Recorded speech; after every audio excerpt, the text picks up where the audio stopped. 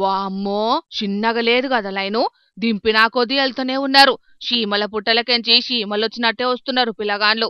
నాగర్ కర్నూల్ కాడ ఒక auto driver అన్న 23 మంది పిల్లలను 3 పయ్యల ఆటోలో ఎక్కించి రికార్డులు బ్రేక్ చేద్దామని చూసిండు.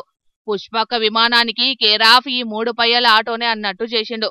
పాపం పిల్లగాండ్లు అయ్యవలు పంపుతున్నారు కాబట్టి లోపల జాగ కూసోనిక సరిపోకుండా సరిపొచ్చుకున్నారు.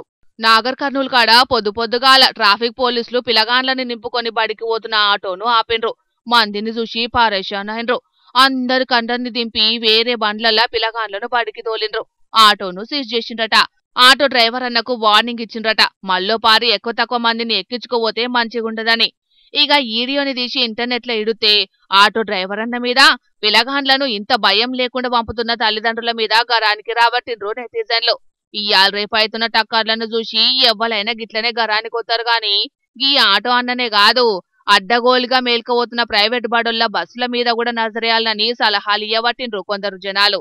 దినాం బస్సులల్లా అడ్డగోలుగా దోల్కపోతున్న ప్రైవేట్ బడులను ఎందుకు చిన్న చూపు చూస్తున్నారని ఫైర్ అవుతున్నారు. బడాబాబులకో లెక్క బక్కటి మనుషులకో లెక్కనా? ఆటోలో పోయేటోలే పానాలు గాని బస్సులో పోయేటోలే కాదా అని కండాలుగా ఖండిస్తున్నారు అక్కడి విద్యార్థి సంఘాల నాయకులు.